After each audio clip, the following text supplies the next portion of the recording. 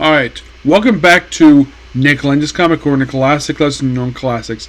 This is episode number 3106, Doubleshot number 3000. We have two Marvel trades here. First up we have is Jango Fett, Trail of Lost Hope. This contains the Forge miniseries Jango Fett plus material from Star Wars Revelations. Written by Ethan Stacks, who was the writer of Bounty Hunters. Yeah, this came out during Bounty Hunters, but here's the thing. But the art is done by Luke Ross, who is amazing. The cover art is done by Little Francis Yu, then Wayward. Also, it co-stars Aurora Sung. Now, those who are really curious about this character, yeah, she's a character debuted in the Pickle era, just like Jango Fett did. But here's a little fun fact for you. Did you know this character did make her first appearance in one of the Star Wars movies? You're thinking, okay, which one? What was it when they were a trilogy? Nope. They're in the prequels. Okay, which one? Episode 1, Phantom Menace. It was a cameo during the pod racing scene. The tall woman with the white chalk white skin and this thin hair, that's her. Yep, that is her. A character who was heavily expanded upon in the original EU, and who is still canon because she debuted in the movies first. And she had a big role to play in the Star Wars Clone Wars TV show, and this, I believe, was the first appearance in Marvel Comics. Yes. Jango himself made his debut in Attack of the Clones. And given the fact these two working together here in this miniseries, so my guess is this is another mini-series set between events of Phantom Menace and Attack of the Clones, because there's no mention of the army here, no Boba here, just Jango on a mission.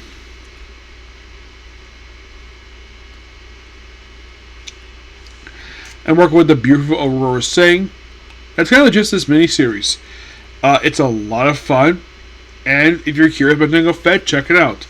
But if you're curious, is Jango's face, like, here's Jango in the book here, does he have the face of the actor playing the movie? Well, of course you also have Chancellor Valorum, so since they say he is still Chancellor, so this is probably for the events episode 1, because it's still Chancellor, because it was after episode 1 that he was removed. And here's Aurora Singh, John by Luke Ross. Beautiful woman.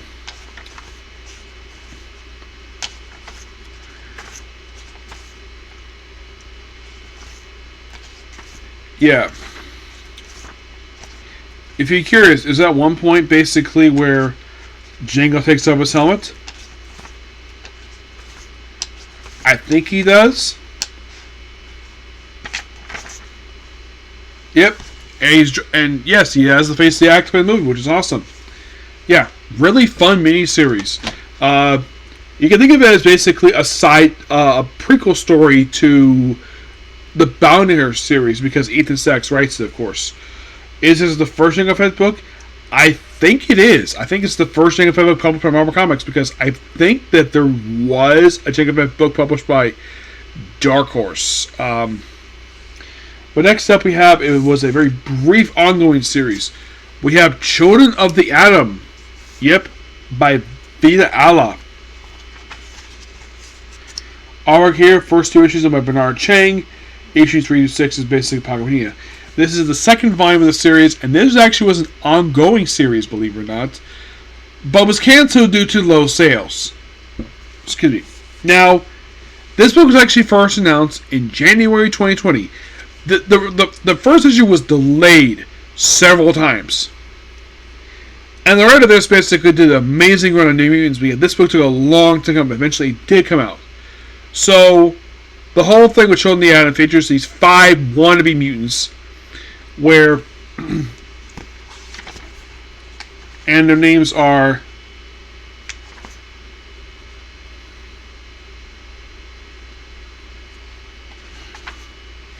we have Curb, Marble Guy, Cyclops Last, Gimmick, and Daycrawler. Yeah, they claim they were like the new young X-Men, and they're acting a bit reckless. And at one point, the young event, and here's something also kind of dumb.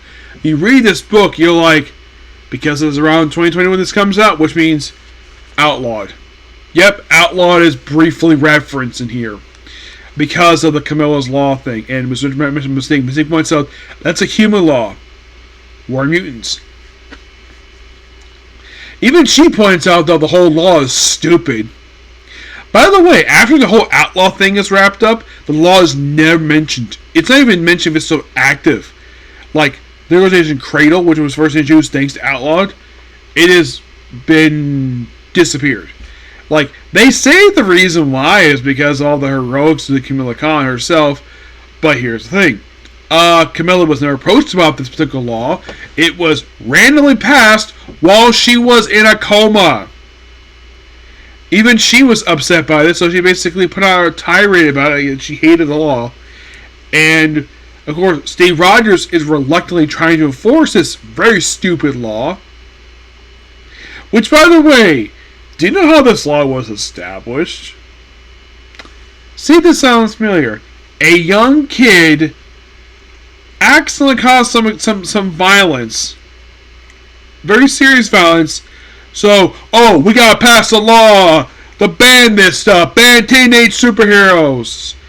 And the premise is exactly similar to the Robin's Law from Robin War. Yes, a law that was so stupid, it was passed because of a Robin. Also during the crossover, Duke Thomas got arrested for wearing red shoes. And the way the scene is presented, it's almost like they were trying to arrest him because he was black. Yes. So, and everybody thinks they're mutants. Throughout the whole thing of this. But one of them is actually mutant. And it's revealed it's a character gimmick.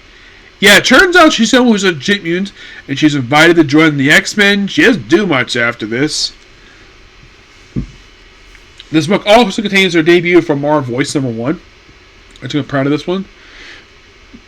It's not a bad series per se. It's just that I like mutants better than this. This is probably one of his more weaker books. Also, Cyclops Lass is she's a lesbian. Okay, fine, it's an original character.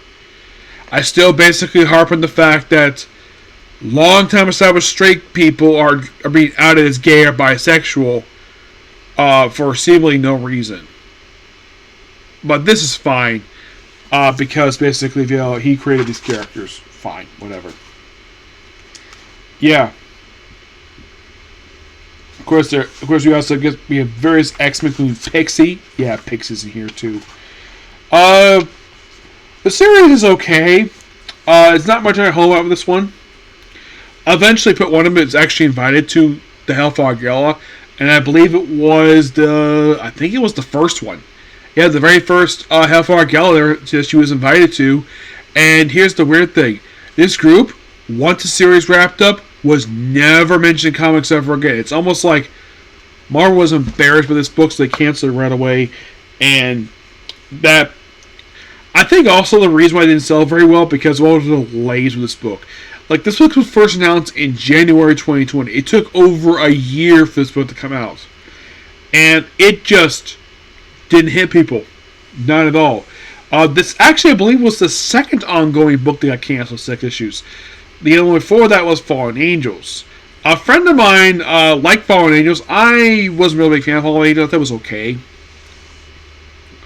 It's just that the problem with the book is that the book was canceled before the resolution was resolved. It was written by Brian Everett Hill, who later write Blade. This book, I don't think Ayala is a better writer. It's just that this is probably not one of his best work, sadly. Yep, so yeah, this particular view, please make sure to like, comment, subscribe, turn notifications. So, next up we have is another comic corner, and it's on to the Go Receptions one. Okay, next video. Bye.